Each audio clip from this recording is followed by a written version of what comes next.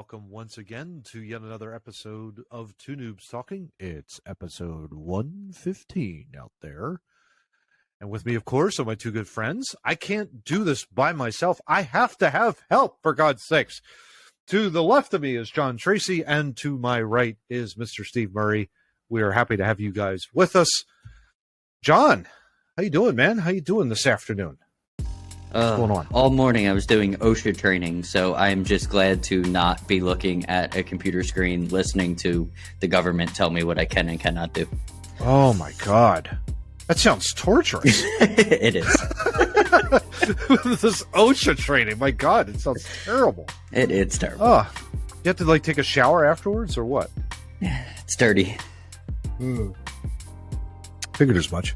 Mr. Steve Murray, how are you, sir? You know, I'm feeling just so grateful that you guys gave me the opportunity to be on this program about a year ago, because before I came on, there really were no men with beards cast in comedy. So, you know, I feel like a trailblazer. Hell yeah. Just to be the first. So anyone with a beard I see now in comedy, I feel so good that they're following in my footsteps. I love it. I absolutely love it. It's a damn truth. You are a trendsetter. That is true. That is absolutely true. You are a definite trendsetter for sure. Take that, Jennifer Lawrence. Hell yeah. Hell yeah. So you might want to look up Alien Sigourney Weaver. Just FYI on that. You know, might help her, you know. Yeah. Maybe. I mean, if she can read. A little bit. Or Sarah Connor in Terminator 2. Yeah, or Sarah Connor. Yeah. Either one of those. Yeah. Yeah. Yeah. Of course, that's before her time, so, you know, she probably has no clue. But anyway. Anyway, gents, as we roll on here, John, you got a fun fact for us, so... Well, I don't know if it's a fun fact. It's kind of disturbing and fun and interesting at the same time. Oh, God. So I was, we were talking how we were doing the best of episode, and we were talking about that candy tournament that we did. And it made me think to go out into the World Wide Web and find some things out about candy. Oh. So Japan has over 200 flavors of KitKat. And before you get to the shock, yes, 200 flavors. Just the list of these are interesting. Banana. Go for it. Yeah, blueberry cheesecake. Oh. Oreo ice cream, which I'm okay with. I'd try that. Not for a Kit Kat. I want a Kit Kat that tastes like a Kit Kat. What the hell? No, we're definitely not going to like these. Keep going. Potato. Yeah, hard pass. What? Yeah. Not even Melon close. and cheese. No. How do those even go together normally? Yes, can I have some brie with my watermelon, please? And vegetable juice. Oh, no. And you know what I thought? What I thought of instantly? Eating a Kit Kat and drinking a V8 would probably be the nastiest thing I could think of doing in combination of flavors. And that's what vegetable juice made me think of. I was like, ew, that would be disgusting. Yeah, either that or you dunk the Kit Kat into the V8 and then you take a bite of it. Oh my God, that would be nasty. No, yeah. I can't do things like that. No. Yeah. Oh my gosh. Some of those other flavors, though. I mean, the Oreo one sounded interesting. That one had a little bit of promise. That sounded like the only one that I might actually think about. Yeah. That one would be like, okay, maybe I'll give it a shot, you know, because you got a little bit of the chocolate in there, you know, already with a Kit Kat, so it's worth a shot. You know, I probably wouldn't try it again. You know, I think they just have entirely too many flavors in Japan. Yeah, I would say. Yeah. Why are we flavoring Kit Kats? That just can you imagine if there was bubblegum Kit Kat? Oh my God, they probably have it. It just wasn't on the list. That was it wasn't weird enough. Yeah, exactly. Yeah, exactly right. Steve, I understand though that you have a special report for us, don't you? I have prepared a couple slides because this was an interesting week. It was, yes. Yes, all over social media, people were posting pictures of themselves, but they were like paintings, right? Mm-hmm. and it turns out they were done by AI. So there's a program, I believe it's Lensa or however they Or whatever it's called. Yeah, okay. you have to pay money for this, which I was appalled at. But you feed in some selfies of yourself, and in 10 minutes it gives you back painting like portraits of you that are done by AI. So I figured, well, what the hell? Why not give that a try? So I put some of my pictures in. Okay. And this is what I got back. I don't know. Nice. I don't see the resemblance. It's close. It's close. Well, I mean, my question is, you're walking on this like long pathway. That's my question. With those fence posts, like, where exactly are you? And why are you going? Oh That's gotta be down the shore when it's not 90 degrees. It's 40 degrees. That's what. Yeah, that probably must like be. Wildwood or something like that. Maybe on a boardwalk or something like that. Potentially. I think Lenza took some artistic license with this portrait. A little bit. You know, I mean, there's you guys have raised many questions as to what happened here. Yes. Oh yeah. So with that in mind, I hope you don't mind. I fed some of your guys' pictures. I'm sure. In. Oh boy. To see how it came out, and this was what I got back from John. That's absolutely accurate. That's what your face looks like after no-shows. I couldn't have got that any closer. I mean, I was just that going to beats say every bit emoji I've ever put up. We may have to start using this. I don't know if we have to pay Lensa the licensing rights, but we'll have to use this as your image. Yeah. And Matt, even more confusingly, Matt, this is what I got back for you. This doesn't even look like a painting. I don't know what's going on I don't know. Especially the hair, for God's sakes. The hair is there? What's that going on up there? I don't know what's happening. This is pre 1985. That sounds about right. He still had the great goatee back in '85. That sounds about right. So I man. don't know what the big deal is with this app. It's everybody's making a big to do out of it. I don't know. It didn't blow my socks off. So balls, deal with it. Deal with it. Yeah. Gotta love it. Oh my gosh, that's so funny. All right, gentlemen. Well, why don't we just dive into our first topic? Someone's in trouble. 115 of Two Noobs, and oh my, let's go right on in. Hey, John, did you know that people are getting sick with mystery illnesses? I'm shocked. But they're testing negative for COVID, RSV, and the flu.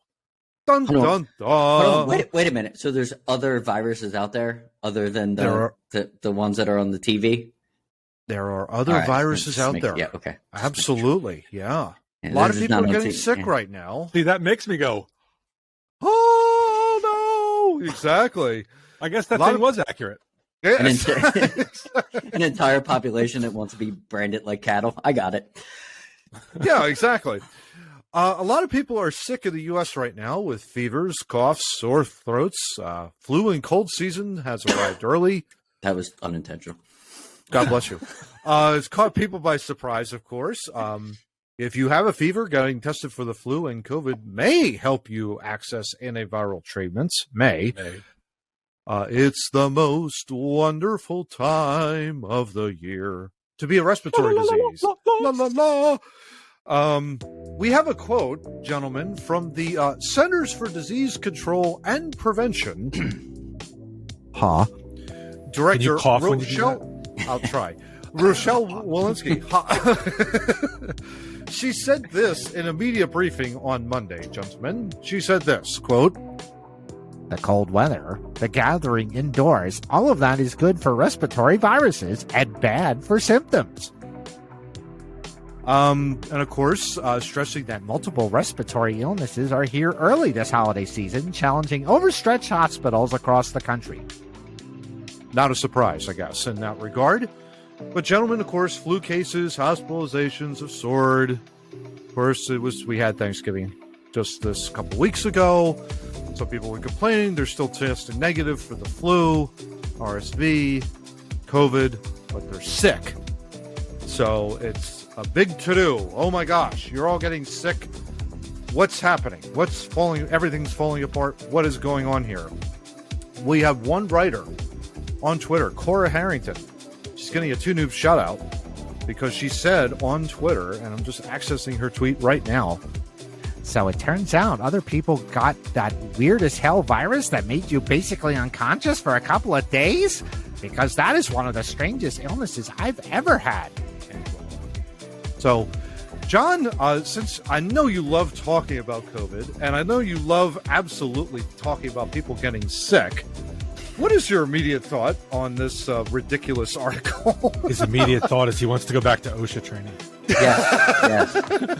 Because at least they know what an N95 mask is. I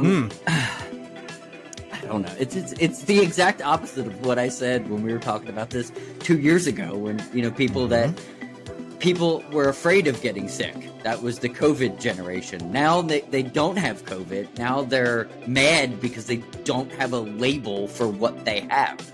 They just want to be stamped and put in a corner, and so they can tweet about, oh, I got the newest, greatest virus or whatever that may be. The fact that we can identify them because they're so fast moving, these colds and flus that are just, this is how that actually works, where Steve will get the flu and then he might hang out with Matt and Matt might get a flu like Steve had, but not the same one. So they don't take the time. They're not taking the time or wasting the time to be like, okay, this is flu version 475,000 that we've seen this year. Since that is not happening at a rapid pace for these people, they're pissed because they don't have a label that they can carry on. That's what I think. There you go.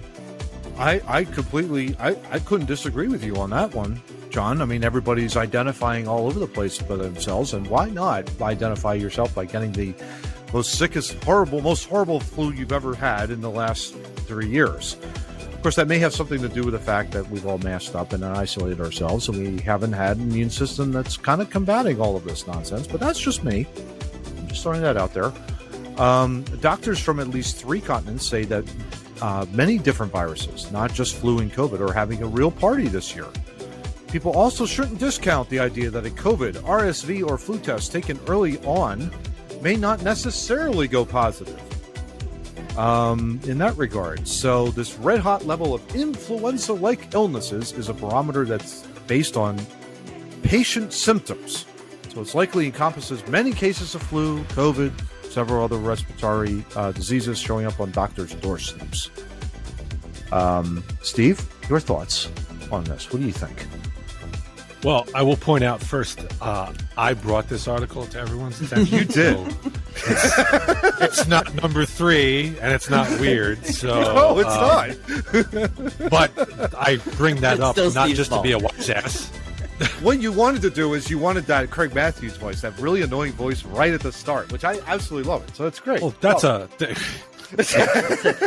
reason I bring that up is not just to be a wise ass, but I brought it up because it was very timely, since earlier this week I was sick for about 24 hours. I had some uncomfortable congestion and a mild fever. And so it made for a not so pleasant Monday, but Tuesday things got better, and here I am now, and I'm, I've got a little bit of a lingering, got to blow my nose once in a while, but not too bad. But it wasn't flu because my body didn't hurt. Nope. It wasn't COVID because I caught it after everyone else in my house caught it, and they tested negative for COVID, so it wasn't COVID. So there you go. Yep. I don't really care what it was because it's out of my system now. And that's the thing. You mean you don't want to label it? No, I don't give a crap. and the people who might suggest, oh, well, day one, you have a fever. Oh, you should go to the doctor. Well, no. Why waste the copay when all he's going to tell me is you got a virus, go home and let it run its course. If I'm sick, thank you very much for spending $10. Yeah, 10. I'm going to your doctor. Holy shit! Well, I've heard $10 copay. I don't know. I'm just throwing it out there. Maybe it's 20. Who knows? I don't know. I got a great health care plan over 40 here. for me. God damn. Oh, jeez. $40? But, Really? Jeez. That's ridiculous. Yeah. If I'm sick with a high fever for 3 days, okay, yeah, then it's probably time to go to the doctor. I One day, absolutely would consult. Yeah, one day I'm not going to the hospital. One day I'm not going to the doctor. You know, that I don't even want to talk to anybody one day. One day is just a bad day. You just go to bed early. Take a half day and lay down. Like, one day's fine. Might be a good idea to do that. 4 days. You should probably consult the somebody. Sucky part, the sucky part about it was I never liked being sick. Mm-hmm. You know, nobody ever does, but I try to avoid it if I can. Yep. I thought I was going to be in the clear because my son caught it after a bunch of his hockey teammates, whom he was playing with all Thanksgiving weekend, started exhibiting similar symptoms. Oh, and then 2 days later, my daughter and wife both got sick at the same time. I figured from him. I thought if I was going to get it, I would have caught it already because I was in the car with him all weekend at the tournament. Didn't happen. It came later. Whatever. It's all that mac and cheese. Is that grounds for a grounding? That's my question. I mean, he's the one that's bringing all of this into your home. I think that is a definite grounding for sure. Absolutely. We don't ground supporters of Two Noobs. We do not ground supporters of Two Noobs. Just joking. That's right. I have this interesting quote here, gentlemen, with this article that Steve brought. Dr. Roy Gulick, chief of infectious disease at New York Presbyterian, and I think it's Weill Cornell Medicine, told Business Insider this, gentlemen, quote, fever, muscle aches, cough, headache, those are going to be common. And then he says this, you really can't tell the difference between flu and COVID. Yeah. John, what are your thoughts on that sentence alone? Because I think that's been, honestly, that's been really one of the most difficult diagnoses, the medical community has had to see, I think, at the beginning part, for sure. It's because everybody was censored in the beginning, and the government handled it wrong. But we've had a doctor on this podcast. We've had numerous amount of articles that have shown they're not the same thing. That's the thing. Everybody wants them to be the same thing, but they're not the same thing. But they are similar. Yeah. They're similar. Just like a Toyota Camry and another car is similar. They're not the same thing, but they look very similar. Yes, COVID is a respiratory virus. It tracks the same way the flu does and how you get it and how it interrupts your body. But they're different. They're different in how they do other things and how they mutate, how they do this, how they die. I'm not an expert in how COVID and flu work, but I know COVID does what the flu does, but it also does other things. So I could see why it is, but the problem is why it's so shocking to everybody is because nobody handled it in the first place. Because if they just would have been like, hey, it's kind of like the flu, but a little worse, so you might want to do XYZ like we've talked about before. Yeah. And you might want to just, take an extra vitamin or maybe go outside or maybe if they did that, nobody would be shocked now. Yep. Exactly. Well, I actually think they're shocked now because for 2.5 years, well, close to 3, I guess now. Yeah, all you've heard on the news was COVID. Yeah. And everybody forgot. Oh yeah, like there's literally hundreds or thousands of other things out there that could make you a little sick and give you some of the similar symptoms. Yeah. I don't have COVID and I'm coughing. What the hell? What a shock. Yeah, because coughs existed before COVID. Yeah. It's possible to have that happen.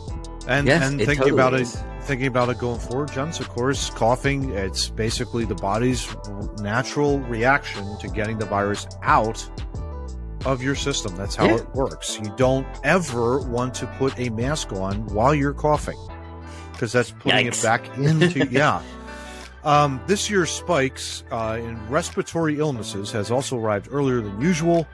Dr. Gulick says it's caught people by surprise who haven't gotten their flu shot or COVID booster, but it's not too late to roll up your sleeves if you haven't yet. There is still time to get vaccinated. Rochelle Lewinsky said. This message brought to you by Pfizer and Moderna. Oh, God damn it, Matt.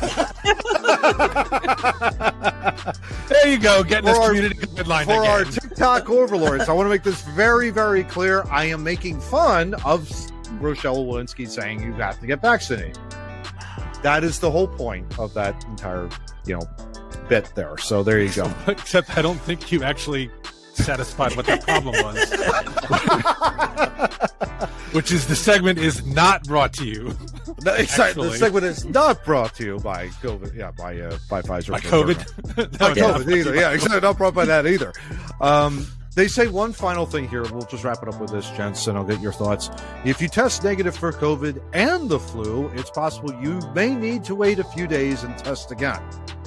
But you could also have something else, like the older coronaviruses, a virus called adenovirus, and of course, just the common cold.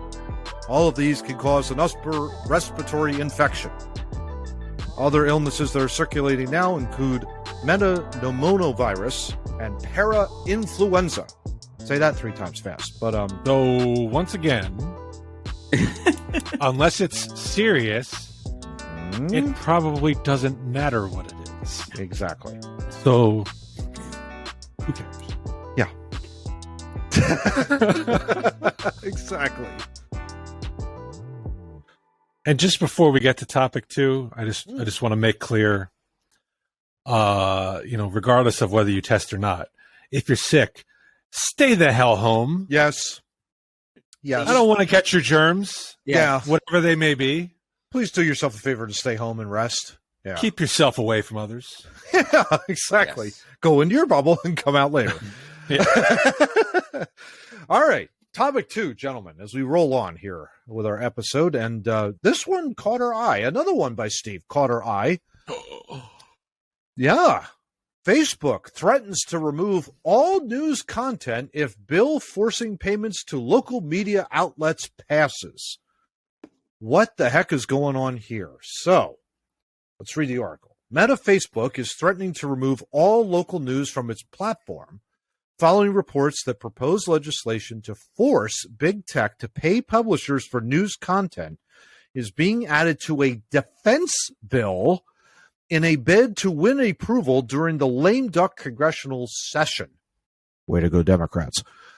Hey, Matt. Yeah. We know when we're trying to pass a bill, you got to put it in. You got to sneak it in anywhere you can. That's right. The end of the It's year. all about, baby. That's what it's all The end of the year.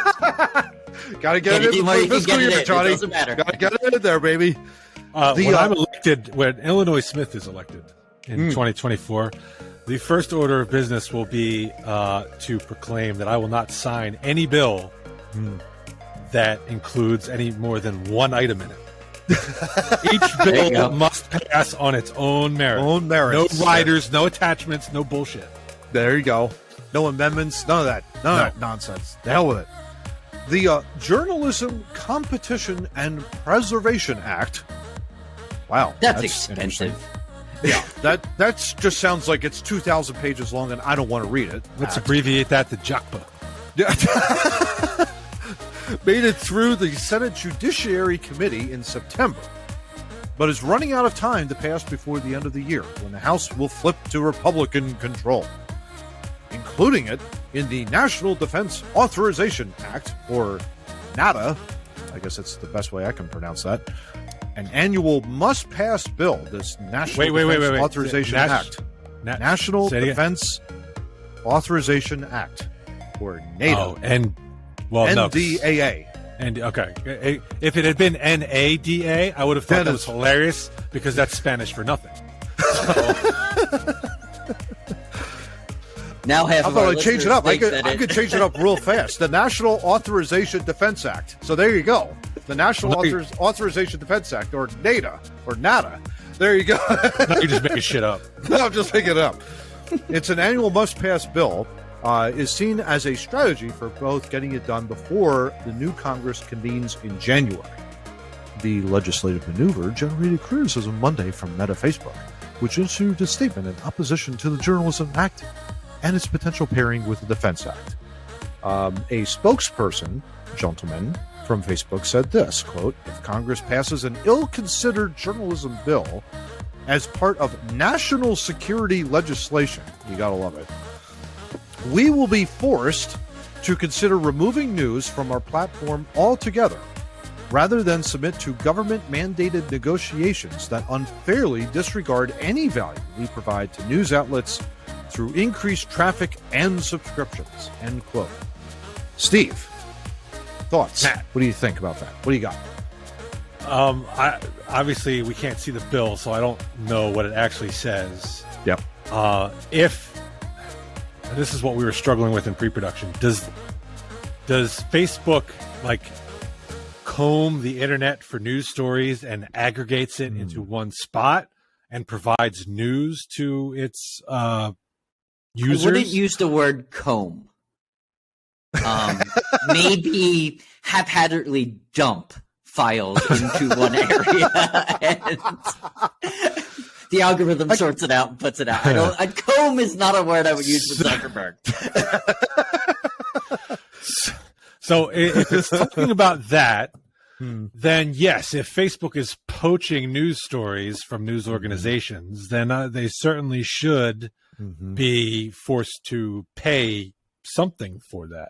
But if what they're talking about is, your local newspaper has a Facebook page and they post a story on their Facebook page, and now the government wants Facebook to pay the newspaper for posting that story on the paper's Facebook page, then I think we've got a problem. That's a little ridiculous. Facebook is providing them a platform to reach people with their content. Facebook should not have to, over and above that, pay the paper for the content that the paper is voluntarily providing. Yeah. Solid. The News Media Alliance, a Washington, D.C. based newspaper trade organization that has lobbied in favor of this legislation, gentlemen, criticized this Facebook statement, but declined to comment on any efforts to include the measure in the defense bill. What a shock. The spokesperson for the News Media Alliance said in a statement Monday, quote, "Facebook's threat to take down news is undemocratic and unbecoming. As the tech platforms compensate news publishers around the world, it demonstrates that there is a demand and economic value for news," end quote. So, John, what do you think about all of this? This obviously is huge because Meta and Facebook, they do dominate the digital advertising market. In the article here, it's what, $250 billion. Those companies, Google and Meta, Facebook, basically dominate this entire market. 100%. Absolutely. What do you think? What do you think about all of this, real quick? If they're paying the nationals, they should have to pay local. If what he's saying is true, if they're paying all the national assets, if they're paying the Boston Globe and they're paying the New York Times, they're paying the Post and all that, yeah, they should probably throw a little bit to the local newspapers if they're using it in the same realm. I don't know exactly, but it sounds like from what that guy said that they're paying the Globe, but they're not paying the Poughkeepsie Times. But like you said, are they using it the same way? Exactly. If they are dumping Globe stories, but the Poughkeepsie Times is just posting their own stuff. Yes, that's if different. They're using it the same way. Absolutely, these people should get paid. But to Steve's point, if they're just trying to, the local Times is just posting on their Facebook page like we do. There's no reason for Facebook allows us to post videos for this show. There's no reason we should ever ask Facebook for money because that's wrong because they're letting us promote our, BS opinion on their platform, without fact checking us. You know what I mean? And that's the same thing. And that's the same thing that they would be doing with a newspaper if that's the Post. But if on the flip side, if they are pulling news in their news app and they're doing that absolutely positively, those smaller newspapers should be paid like the bigger ones. No question. Yeah. Matt, giving you the story, continue the story because it sounds like they're not paying the Globe anymore. No, I mean, it's very interesting here because it goes on to talk about like the opposition to bill. This bill has been mounting over everything from temporary antitrust exemption to undermining fair use of the internet. A coalition of 27 groups, guys, including the ACLU, Common Cause, Public Knowledge, and United Church of Christ Ministry, sent a letter to congressional leaders Monday opposing the act and its possible inclusion in the defense legislation.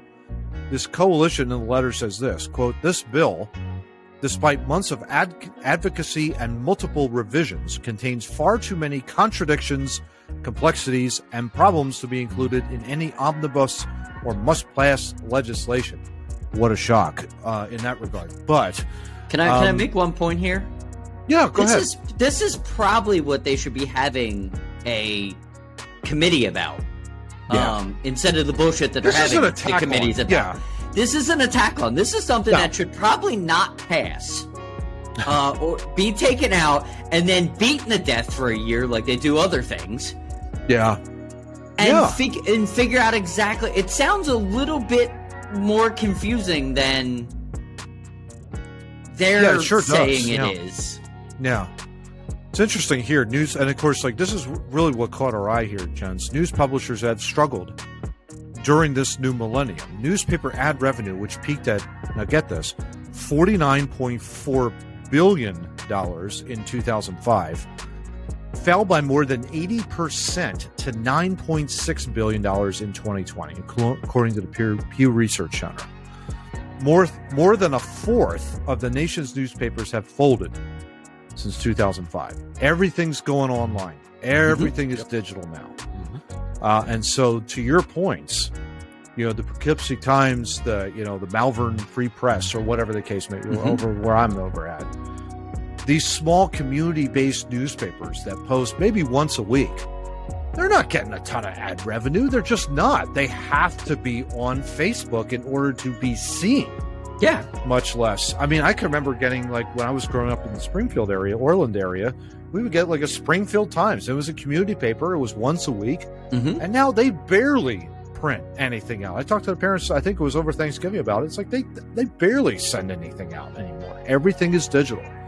So I don't blame them at all in that regard. But yeah, the sleaziness about all of this is to tack it onto a defense bill.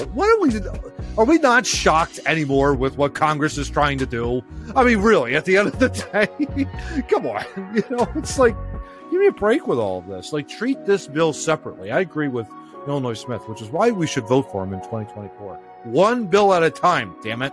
Correct. In that regard.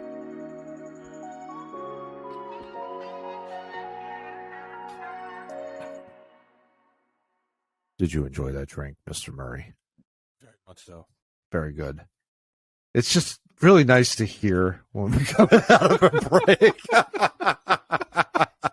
Oh my gosh! At least you're hearing fluids going in, not fluids coming out. That's. Love it. Oh my gosh! All right, topic 3 before this look on the completely off the rails. Topic 3. John bringing this one because this is a really good article. The great think piece, gentlemen. Obviously, all three of us are working professionals. Knock on wood. But this one is very, yeah. This one though is a very interesting headline. Getting promoted too quickly can set young talented employees up for failure. Here's what you can do about it. So it goes on to talk. Huge percentage of companies are looking to hire people that are young, talented, but many of them could unintentionally set them up for failure, according to Courtney Hamilton and Taylor Griffin. Courtney being the managing director and Taylor being the COO, Chief Operating Officer, at a leadership coaching firm called the Miles Group. So they were on a recent episode of the C-Suite Intelligence podcast. The pair discussed the paradox presented by these uniquely unqualified employees. They're always in demand. The 2010 Harvard Business Review survey found that 98%, that's pretty high, 98% of companies, study purposefully identified high potential employees, but many of those companies don't develop that talent properly. High potential employees may climb the ranks quickly, only to then find themselves in a new role with little to no experience for it. There is a delicate art to promoting high potential employees early enough to keep them engaged, but late enough for them to build up enough experience to actually handle their new responsibilities. So I'm going to stop there, John. Since you brought it, what do you think of that initial paragraph of that article there? It's interesting. They're right. It is a really hard task to keep someone engaged long enough to where they want to stay and not make a parallel move because they see a better advancement. I mean, that happens in the company, in the business that I work in now. I've seen it in our company where people will jump parallel because they just see the grass is greener. It's tough to promote somebody. It's tough to promote young early if they don't have the experience. But how do you get the experience unless they're doing it on their own? And it's a very interesting. It's a very very interesting. How do you get experience when you're not given the opportunity to get experience? That is the $1 million question right there. It's tough. I got promoted in my business. I got promoted. I'm talking about now. I was 42 years old. I got promoted rather quick. I got promoted in 7 months. And I'll tell you, and I've told all my bosses this 1,000,000 times. Wasn't even half ready. I thought, of course, I was an adult. Of course, responsibility is pretty. Like I could man the basics of showing up and making sure to do the job properly, but on a level of experience, oh hell no. I spent a lot of time, making a lot of phone calls and relying on mentors and relying on people. Thank God I had the abundance of that to get me to the point where I am now, which I am at least a halfway, decent employee. Knock on wood. not the one from the beginning of the promotion that didn't know his ass from a hole in the wall. But a lot of companies don't have that kind of time or resources. If they promote somebody, brings me back to my older days when I worked in the prior business. I was a 19-year-old kid and a guy gave me a shot and I fell flat on my face. Because I didn't even know the beginnings of what to do. I learned a ton from that, thank God. You know what I mean? And was able to be promoted again in my career and be successful and kind of go through that. But that first time at 19 years old, I didn't know anything about anything. Yeah, you're rough and you're kind of just feeling your oats. Yeah, exactly. Yeah. I can remember the same thing. I think primarily when I was working for a records management company and was starting in the collections and then moved over to billing and then proved myself in billing. And it was one step, and it was really good. It was one step after another of, okay, now we know he can do this. Now we're going to give him the big accounts. And that transition was big. That was tough for me to start because it's like you're under a lot of pressure. You got to get everything done by the month. If you've got multiple projects going on, you quickly have to realize, you got to get everything organized, make sure everything's running very well on your, for you, then you can execute. That took a little bit of time too. That took me like a couple of months to fully understand the process. But they stuck with me. It was like they just continued to invest and invest and invest. And then I got to the point where it was just like, it was a joy coming into work every single day because it's like, okay, what can we solve today? Well, we could do this, we could do that, we could solve this, solve that. And it was nothing. It was great. It was, 3 years of my life that I absolutely loved. And it kept going. It was like, then it was a team lead at that point. And it was like, okay, now I can start to farm out a lot of stuff. Whereas, I'm dealing with hundreds, if not thousands of orders. I need to get all this out. I can't do this all by myself. Hey, I need you to come over here and help me out. Can you do this, do this, do this, do this? Yep, not a problem, and I'll get this done before the end of the day. And they were able to do it. So it's little things like that build for success. But to your point, John, you're exactly right. If I'm at that, like at 25, or if I'm like at maybe even earlier than that, 23, 24, thrust into that position, it's like, no way. It's like I would fall flat on my face. You're exactly right. It could hurt you. But it sounds like me and you had very, very similar with the ability of people around us were, okay, well, they were willing to put the time and effort in, and that's key to the business success. Massive. If you have people in the business that are willing to mentor, I have a gentleman right now in Florida that someone from the office was like, hey, would you mind just kind of mentoring? We really like him. He's, good worker. He just lacks the experience. I was happy to do it.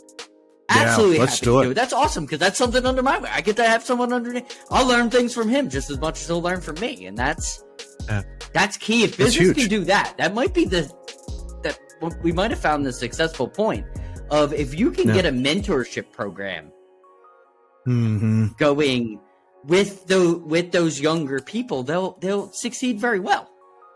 Yeah, for sure. Steve, I know you had a thought on this prior to us recording. What do you got in the shower? No weird thing, but anyway, none of your damn business.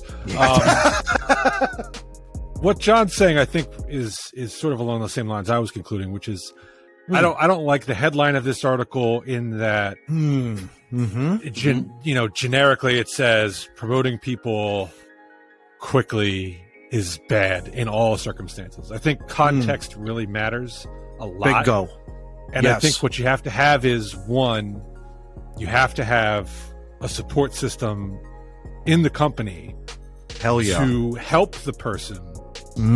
Because even if the person doesn't have the experience, I don't think there's necessarily a bad thing of trial by fire throwing you into, You're absolutely right. And learning on the job. But you have to have a support system to help that person, whether it be supervisory roles, whether it be peer-to-peer, mentorship, whatever, something to help them to develop the skills they need in the position as they're doing it. I think that's okay. Spot on. But the person you're promoting, I think you also need to know not just skill set, oh, he's a great worker, he works real hard, he listens. You also need to know mentally, are they able to persevere when they are inevitably going to struggle in the position? Because it's like anything. If you're not being challenged, you're not going to learn anything. And if you're promoted and you're not struggling, then it probably wasn't that big of a deal to begin with.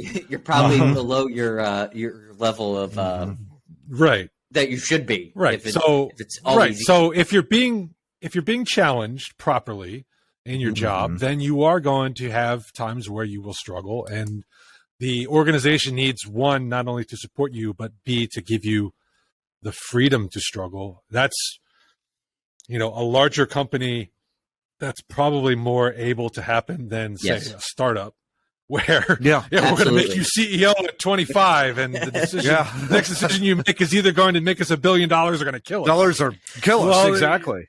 Yeah, if you fall on your face and you die, it's a learning experience, but the company also went belly up. So exactly. You have to, at that position, it's probably harder in that circumstance to not promote somebody too quickly just because of lack of people to do it with. But it's, the risk levels you can take are going to factor into it as well. So it's huge, a highly complicated situation. And I don't think boiling it down to never promoting people that are young or inexperienced. You should promote everybody that deserves to be promoted. In any company, everybody that deserves to be promoted should be promoted. It's just as long as you evaluate the risks properly and evaluate the person's personality.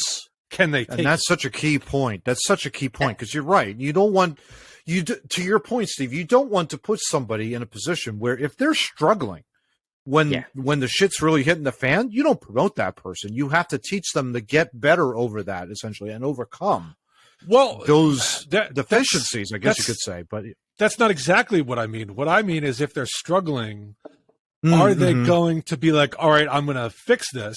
I'm going to put in what I need to do to fix this. Or are they going to be like, I give up? You know, that's what I mean. That's what I mean. Yeah. There are definite, I think as a manager, there are definitely times where you need to look at somebody, let's just say Timmy over here, right? Timmy's not going to achieve. I know Timmy. I've talked to Timmy. I've went out with Timmy. I've worked with Timmy for 2 or 3 years. Timmy ain't moving past that line. Like, that's Timmy's line, and Timmy's going to be there, and Timmy's happy to be there. There's also some of that in companies where you don't have to. The manager doesn't have to promote everybody. It's not. Get rid of that whole thing of, oh, well, look, I promote everybody that I touch. Sometimes it's identifying that Timmy likes where Timmy is, so I'm just going to keep Timmy there, and I'm going to pay Timmy the salary that Timmy needs to just stay on that line. That also what makes a company successful.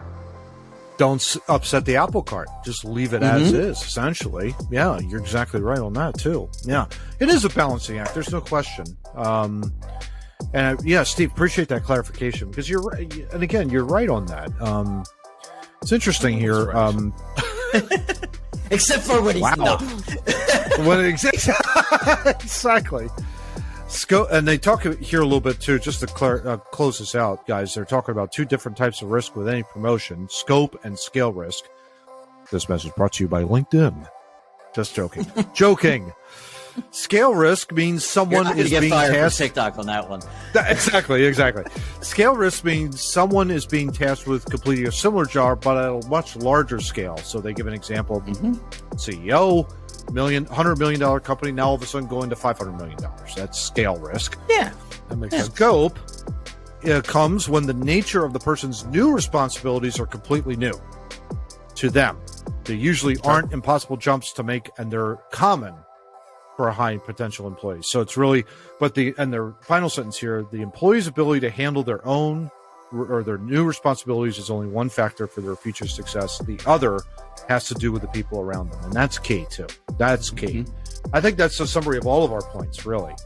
Oh, absolutely. At the end of it. Yeah. Clap your hands, everybody. That's all. Last night. Philadelphia 76ers. We did that last night after about 5 minutes of hell. It was unnerving. There was no further evidence to me that Doc Rivers needs to be fired than you can't inbound the ball after a timeout. Yeah. Oh. Yes. It's like the Jay Wright syndrome. He could not do it in Villanova, and now it's like the Sixers can't do it. What is happening over here? I don't understand it. I think he's trying to get fired, to be honest with you. I think he's done with this. But at least they held the Lakers to 2 points in overtime. That's all they scored was 2 points. That's it. So there you go. The Lakers also suck. That's to be fair, we're only a game over 500 as it is. So I'm just saying, I would like to hope that we have way higher thought process of where we want to go than the Lakers. They are awful. Awful. Yeah, they're bad. All right. Well, speaking of LeBron, the GM. Yeah. LeBron, the GM, thinks they're contenders. The GM out there, not doing too well. The GM. Yeah. But as you can tell, topic 4, Steve, I mean, to close out your this has been a great series, by the way, of building out the rosters, but go ahead and take it, bud. What do you have? All right. So if you've been living under a rock and haven't been paying attention the last few episodes, we've been putting together Philadelphia teams all 40 year. So 1983 on, stocked with players who served at least 3 years in Philadelphia, had success on the ice, on the court, on the field, whatever. Were fan favorites. And we've been putting together starting lineups, bench reserves, that kind of thing. So today, we're taking the Philadelphia 76ers as the last team. and we're going to put together our starting five, and then we're going to have our bench.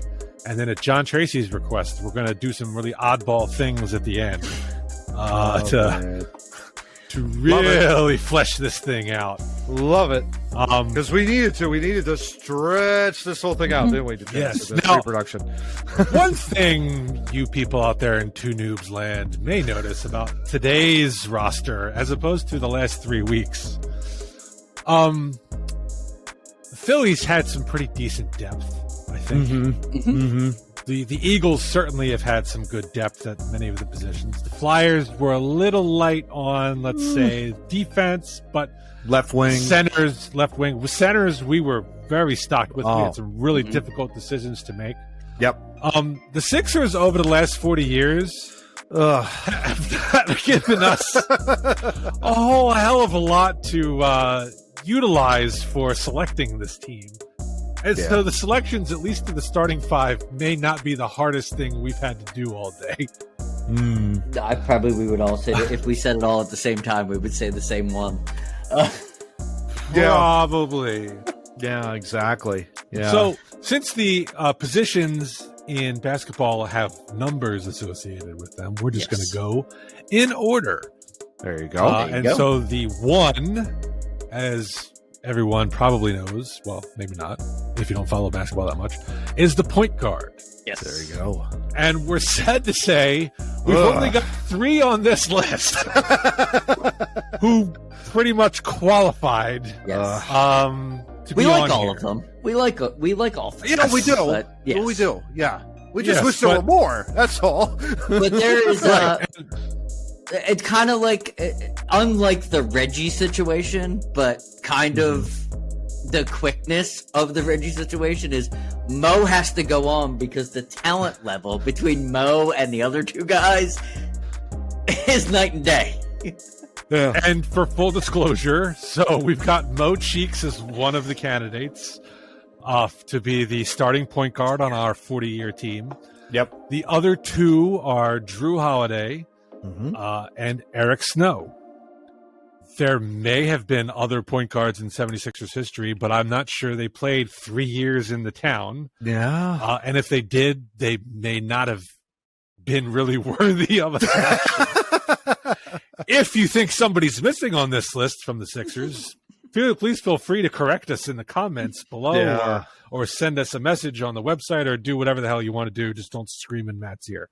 Yeah, please. Yes. So John's selection is Mo. Yeah, right. Yeah, Mo. John's selection is Mo. Matt, I assume you are picking the same exact One player. would tend to agree. I would agree with Mo Cheeks for the point guard. I mean, he was one of my favorites growing up. I loved Mo when he played. He was number 10. Terrific. Absolutely. So, yeah, I would definitely put Chip Mo in there for sure. And Mo Cheeks is a player, not the coach. Yes. Mo Cheeks is a player. Yep. Oh, no. Hell no, Mo Cheeks. Not as a coach, no.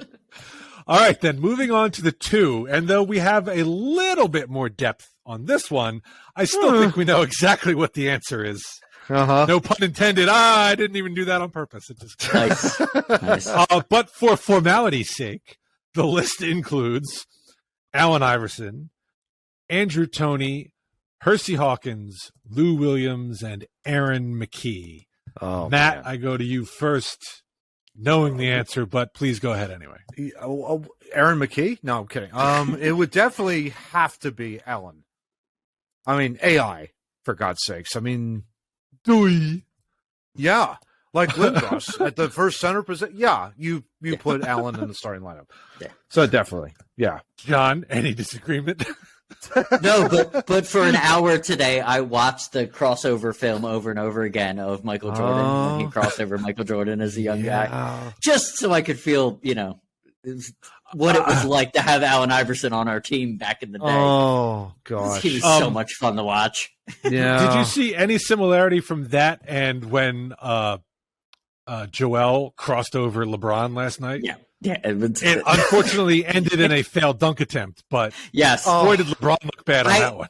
I no joke, I ran out of my room that I'm in right now and I replayed it on my phone real quick because I was watching it, but I was also Instagram. They were literally playing. I waited for it to pop up on Instagram right away, and I showed it to my wife, and I was like, if he would have made that, we would have not heard the end of Joel Embiid on ESPN for months. For months. Oh Yeah. my I'm kind of gosh. glad we missed it. I'm kind of glad he missed it. Oh my god! I wanted to just see the reaction from the fan base because that would have been unbelievable if he would have finished that one. Oh god! Exactly. Yeah. All right. So sticking with the theme of it's moving to the 3, the small forward, and we've got 4 candidates here, but I think only 1 is required. Mm-hmm. Yes. Again, for formality's sake, we've got the good doctor, Julius Erving, Mm-hmm. Iggy, Andre Iguodala, Tobias Harris, and Kyle Korver, who I think was John's second. Yeah, edition. he's got to be on there. He's got to be on there. But John, who you got at small forward on our starting roster here? 2 of them, actually, Kyle Korver and Iguodala, had tremendous NBA careers, not with the Sixers, but they go down as pretty decent NBA players. Yeah. Toby's, what we saw with everybody out, how good Toby actually can be. I like that kid, but he does not. He does not play at the level that Julius Erving played at. Who gave John the stretch signal on that one? Me, right before, So telepathically, Yes. I gave him that. Yes. But yeah. Matt, I Doctor. assume you concur. It's the doctor. The good Dr. Julius Erving. I love doing that. Yes, absolutely. 100%. Well, and there you have it. All right, so moving on to the 4. Once again, 4 candidates. I'm feeling Thad Young on this one. But going up against Clarence Weatherspoon and Derek Coleman, that's a tough choice. Oh, wait, Charles Barkley's on the list. I'm sorry. Nat, who you got? Chuck Wagon. I mean, my God. Yeah. Just one of the all-time greats. Come on. Put him on there. Even Fat Absolutely. Chuck would be. Oh, my gosh, yeah. Yeah. Oh, I forgot to mention, again, when we pick these players, we get prime player from the period. Yep. So we're not getting Fat Chuck. We're getting whatever year Chuck was really good with Sixers. Fat Chuck might have been the best Chuck. I want to say like Maybe. 92. Yeah, probably. 92. But I want to say like Yeah. 92 was probably like his best year Right. before he And up and traded. Yeah. Iverson, by the way, we get 2001 MVP Iverson, not Yeah. 2009 Last Legs Iverson. Just, Yes. throwing Yeah. that out there. Yeah. All right, moving All right. to the 5 then. I think it's but there might actually be a contest on this one because Sean Bradley's on the list, and I think he's going to throw a monkey in this wrench. But we've got, obviously, the process Joel Embiid, Moses Malone, Theo Ratliff, and Sam Dalembert, just because he played a long time as a center here. Yeah. He's a favorite of Amy Fadul, I think, but I think so. Yeah. Other than that, Yeah. not bad. But No, never bad. Never bad. No. whose turn is it? John, right? Johnny's. Yep. Sure. John, That- who I you mean, got? Center. process. Oh. He can't win the 64, but I mean, if when you're talking about starting centers for the 76ers, I mean, you might want the guy that, just watch a game. I don't even have to say anything. Just watch a game. Yeah. He's clearly better than most people. Yeah. He's fun to watch. I would concur. My initial thought though, guys, was Moses for maybe about a few 30 seconds because I'm thinking if he doesn't show up, we don't win that championship. In Absolutely. 83, of course. But at the same time, what Joe has done in his 4 or 5 years on the team to be the best center in the NBA and the things that he does. It's not even a contest. It's not a contest between those two. I don't think It's- Moses Malone could hang out outside the 3-point line. No. Just saying. No. Yeah. Moses or- was your very prototypical, put you in the paint, gonna block Yeah. shots, rebound, get it out to your fast guys, that kind of. He was not going to be jacking up a three at the top of the key. He was just not going to do that. That wasn't him. Or like he did last wasn't night. the NBA back then. Yeah, or like he did last night. When what's his name? Harden goes down the court and does a step back three. And Embiid waits one play and then goes down and does the exact same move at his height. Just ridiculous. He's great. Yeah. He cracked me up. Yeah. All right, so we've got a starting five, and as bad as our depth is, I think the starting five is really sick. Yeah. This would be fun. It would be fun to watch that. Yeah. It would be fun to watch because I think Embiid and Barkley are going to get a lot of rebounds with AI jacking up 50 shots a game. On those I don't know where the he's not doctor making fits in, but that's the thing. The doctor's going to fit in there too somehow. But Mo's running points, so that's the whole thing. Mo don't have to do a thing on this team, man. Yeah, that would be fine. No, and alley oops he's going to throw to Joe. Oh my gosh! Yeah. We need 2 points here. Can't jump. It'll be fun.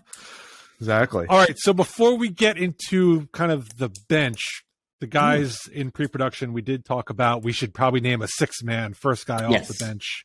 Yeah. Because that's usually, when you talk about an NBA team, if it's a really good one, usually they have 6 good players. So who do we want as our 6th man first off the bench to come in at the really weird timeouts that get called in basketball? Yes. So right away, I go to you first. Yeah, right away, I'm thinking, and this is kind of a weird, in a way, a weird selection, but he did win 6th Man of the Year. Aaron McKee in 2001 came off the bench and had a terrific year, and could shoot the 3, could obviously shoot the 2, and run, and I mean he was a great player back in the day. And the fact that he's a Temple product, I mean, come on, you're not going to complain about that. So I love him. I think he fits. Andre, I would probably say, would be another one. But my mind goes to 2001 when they went to the finals, and it was Aaron McKee that helped them get there. Yeah, and he was the 6th man of the year. So why not? True. Might as well. By the way, he's listed as a shooting guard. But there you go. I mean, when he came off the bench, but I think he also spelled Eric Snow a lot. Yeah. Yes. He played the point a fair amount. He spelled the 3. He had the 3 responsibilities. Yep. Right. So, John, are you concurring? No, absolutely. Or absolutely. Are you going? Yeah, absolutely. Absolutely. Is this what you guys had in mind when you wanted to do the 6? No, absolutely not. Yeah, just to give you an idea. I'm thinking you have Toby, you have Andrew Toney, you have Eric Snow, you have Aaron McKee, you have Lou Williams. Like, you have guys that could come off the bench and be that number 1 guy. But thinking about it, Aaron McKee was the 6th man of the year, so he probably as a Sixer. So let's just take that year, make him the 6th man. There you go. I like it. McKee played over close to 800 games in his entire career, guys. Can you believe that? He played almost 800 games in his entire career. Crazy. And now he coaches the Temple Owls. Now he coaches the Temple Owls. Absolutely. Go Aaron. Hell yeah. All right, so an NBA roster has 12 players on. Well, the dressed roster usually has 12 players on it. So we're going to name a 12-man roster. We've got our starting 5 plus 6 man. So we got 6 more bench positions to fill. We are not going to have any requirements for certain positions. So we're just going to fill it out with 6 guys. And I'll let each of you guys pick one. Okay. And that'll just be it. Cool. So I'll start. Matt, you get the first selection. First guy on the bench here. Yeah, I would probably lean. Looking at it, I would probably go Andre Iguodala. Iggy. Yeah. Okay. I think he was the best. The other AI. I'm going to call it the dead era in Sixers. In the Sixers era, in that Sixers era, basically. You're talking 2000s, 2010s after AI left. He was their best player by far. Everybody expected him to be AI, which was totally unfair to him because he was not that kind of a player. I think they all saw the potential for him to score more, but he wasn't going to give you like 25, 30 points. That was the problem. He was the best player. He should not have been the best player. Exactly. On the team. Yeah, absolutely. John said he had a great career outside of Philadelphia. He had a great career outside of Philadelphia because he played in the role he was meant to play. Exactly. Golden State. Good defender. Good defender. Yeah. Knows how to share the ball. Can shoot a little bit. Not a bad player at all. Great. Yeah. Had the prettiest foul shot too, which I always loved his foul shots. It was great. Well, hey, give him credit. His foul shot sealed that game against Chicago that moved them on to the second round. Yep. And they popped. That was a huge pop, by the way, if you saw that highlight. So yeah.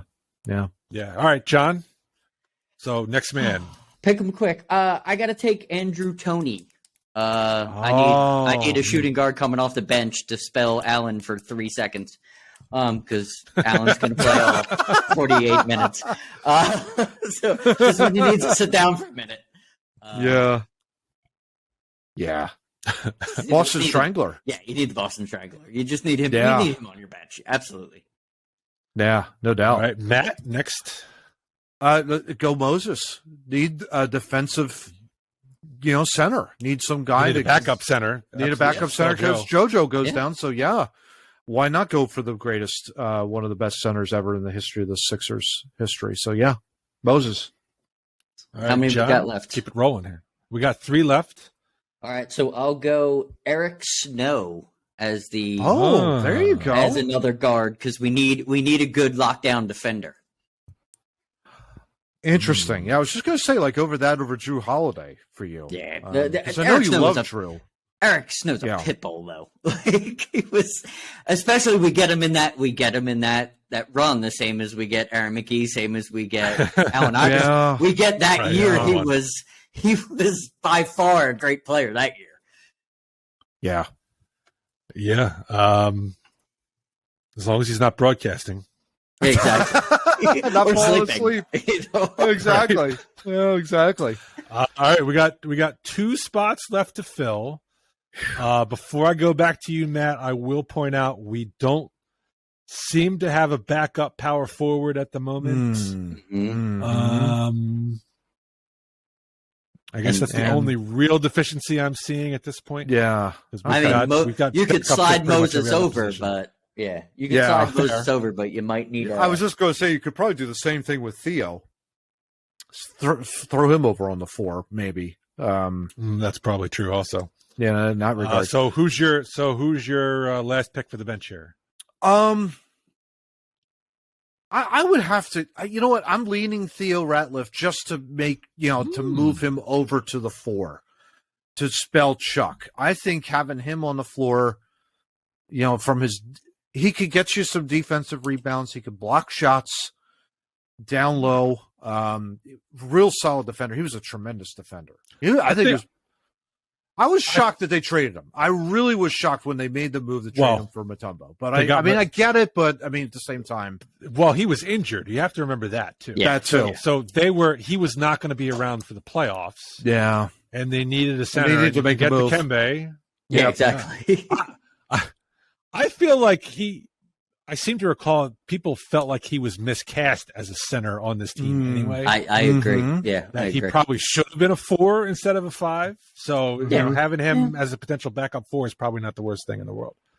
Right. All right, John, fill out the bench. Round this thing out here. All right. I'm gonna fill out the bench with Tobias Harris because Toby can play. He can play 3 positions, and I need that guy. We don't have that guy. He could play the 4, he could play the 3, he could play the 2. He can kind of go anywhere you need him to go. And looking at that bench, we need a little more shooting as well. So, yeah, exactly. And he's a hell of a shooter. Yeah. I love it. Yeah. I love it. Cool. We got our 12-man. So moving on, since we only have 12, roster positions to fill, we're going to go with coach. And like the Flyers, the Sixers are a little short on big time quality coaching in the last 40 years. Yeah. So the names we were able to cull served at least 3 years on the bench. I think these are all just because they served 3 years on the bench, not necessarily because they were successful. So the names in, I guess this is chronological order. We got Billy Cunningham, who started off in 83 in the period. Jim Lynam, Larry Brown, Mo Cheeks, Doug Collins, and Brett Brown. Wow. By the way, Doc Rivers is in his third season right now, which is why he is not on the list. And he's about ready to get fired. Yeah. Oh, my goodness. Go Sam Cassell. Matt, who is your pick for coach of our 40-year Sixer team? This is hard, but because I'm kind of like this, I'm not quite sure. But if I had to make a pick, it would have to be Larry Brown. I think it's a controversial pick in some respects because I think there are. I think Doug Collins would be good, but I also think like Jimmy Lynam. I always love Jimmy Lynam on Post Game Live. I think he's the greatest. He's a national treasure. Post Game Live, maybe not as a coach. Yeah, maybe not as a coach. Yeah, but I think Larry, just from the success, they brought him in. I mean, they almost nuked Allen out the door with this, but Croce, thank God, was able to save it. Save that relationship, and they were able to make it work. And but yeah, I would have to say Larry for the coach for the Sixers. All right, John, what do you say? I'm also saying Larry Brown, but I need to have just a couple points of I do not support Larry Brown in any way, his cheating ass at SMU or any other place that he's gone. He's a literal scumbag, but he worked well as a coach here, so he's in. Yeah, he sure did. Yep. Yeah, exactly. Yeah, I mean, my vote doesn't count now, but yeah, I would have to agree. The fact that Billy Cunningham won a title, I guess, didn't matter to you guys, but no. 83. How old were you? Yeah. Right. There you go. No, look, remember? Larry Brown was the coach of the team that probably had no business making the finals. They really did not. Yeah, but he knew how to coach to let Allen be Allen. Yeah, and do his thing. So, absolutely. Yeah, I agree. Larry Brown is coach. Moving on, we have mascot. Two more important things. Exactly. Exactly. Mascot. And we found out, much to my surprise, I thought there were only two, but it turns out there were three potential candidates for mascot of the 76ers. And because you brought this to my attention, John, you get to go first. And this is my vote. Who is Big the shot. Mascot for the 40-year Sixers? Big Shot. And then Big Shot.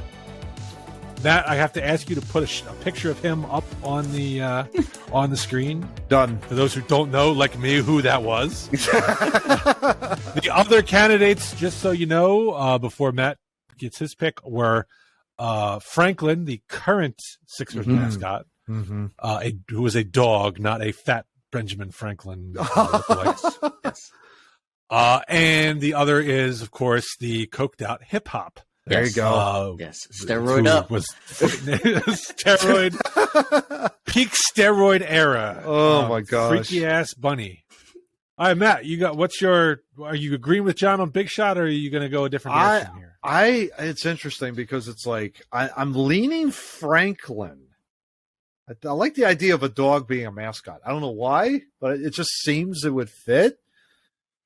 But who am I kidding? I'm going Big Shot. He's got the Kim K hips going on. So going Big Shot. Why not? All right, so Big Shot. Yeah. Big Shot is our 40-year Sixer mascot. There you go. Now, like LA has Jack Nicholson and New York has Spike Lee, we need our courtside celebrity. There you go. For the 40-year team. There you go. Unfortunately, we don't have as good of our depth there is, just say, lacking. Yes. Although Jack in his late years courtside didn't look so great. No. And frankly, Spike's not looking that great either these days. I distinctly remember Jack during the finals getting up and disputing a call with a referee and his comb over like flapping in the breeze and his belly hanging out. It was not good. Oh man. It was not good. But we need our courtside celeb. We did a little bit of research in our pre-production and came up with a list, and this is in no particular order. M. Night Shyamalan, or as they call him on South Park, M. Night Shyamalan. Lamalamalan. Yes. Kevin Hart. Lil go. Dicky, who John apparently knows. He's Lil Dicky. Lil Dicky's awesome. If you know, you know. Mill. It's fine. Meek Mill. Okay. The other Michael Jordan, Michael B. Jordan. Also known as Creed. Yes. And DJ Jazzy Jeff. Oh. So let's see, Matt, who do you have sitting courtside? You know, I think your point, Steve, about all of these courtside celebrities in L.A. and New York being a little past their primes. We need to go youth. We need to have youth represent the Sixers. All right. And I would go Meek Mill. I think there's a little bit of like, there's obviously Philly. I have no idea. That's a great question. He's got to be in his 30s. It feels like I've known him forever. When? Yeah. Just pull him up here real quick. He is. He is 35. Okay, that's what I thought. Winner. So there you go. He's 35. Thought I've known him for a while. All right, John. Throw him in there. I want AI, but he's playing. No. Because AI in courtside, do everything AI in courtside might be as cool as AI on the court. I love when AI comes to the games. He's great. For Kevin Hart, because God, he's so damn funny. Like, he's just so damn funny. There you go. You need that comic. I'm gonna go with John on that one. Kevin Hart is an okay. riot. Everything I've ever seen him in, he is fantastic. Yes. And FYI, Kevin Hart is in his early 40s, so he's 43. Yes. So there you go. Okay, so, well, look, he's not 80 years old. He's not 80. He's not, exactly. So we're going to have a good 20 years before we're going to have to kick him out. Exactly. Yeah. Exactly right. I have no problem with that. Yeah. All right. And then lastly, because one of you guys wanted to name the honorary owner, I think there's only one person we can put into that position, and that would be Pat Croce. Yes. Oh, yeah. Yeah, he wins. Yeah. It was a sad day when he abandoned the franchise Yes. for bigger and better things. But Chip bars in Florida. Or whatever he's doing. We actually played. It was funny, Johnny, you just brought that up. Steve and I did play miniature golf at one of his pirate-themed miniature golf courses. I think it was in Ocean City, I think. No, Pirate Island in CL City. CL City. Nice. Yep. That was great. That was a fun I think time. he may have one in Ocean City. Down, like way down, like 2nd Street. But we played the one in Sea Isle. Yeah. And that was hard. That was a tough course. That was really tough. Yeah. Yeah. Yeah. But we're climbing all over that ship. It was great. It was so, Pat, we love you. We miss you. For sure. Oh, my gosh. Yeah. We know Pat would have fired Doc by now. Yeah. Sure. Oh, absolutely. 100%. Yeah. All right. Well, that's it, guys. We've hit the end of the episode 115 of Two Noobs Talking. It's great, as always, to be able to sit and chat with you about the news of the day, of course, and the funny, the weird, the strange, the really bizarre, but also the fun. And it's great to be able to do that. So, hey, next week is going to be 116. I guess this will be our Christmas episode. Will be 116. I guess heading into the Christmas holiday, and then of course, a couple weeks after that, we'll have the long-awaited clip show, baby. So we're going to have that, and that'll close us out for the end of the year, gents. My God, it's been an amazing year, crazy, trailblazing year, dare I say? Hell yeah. Covered a lot of topics, so hopefully you'll love it. But on to bigger and better things in 2023. So there we go. Until then, talk to you all next week, guys. Take care. Hey, everybody. We hope you enjoyed this week's episode of Two Noobs Talking. If you want to see more of Two Noobs, you can check us out on our various social media platforms located right here. Until then, see you next week with another episode of Two Noobs Talking. Take care.